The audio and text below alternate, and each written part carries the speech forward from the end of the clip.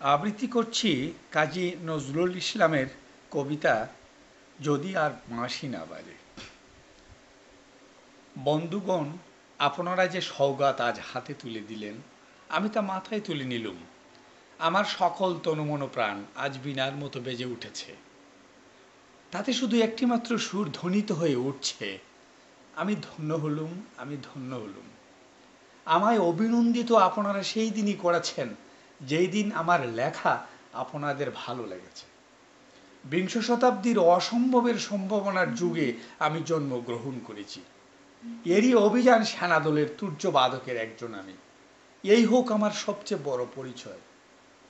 আমি এই দেশে এই সমাজে জন্মেছি বলেই শুধু এ দেশেরই এ সমাজেরই নই, আমি সকল দেশের সকল মানুষের।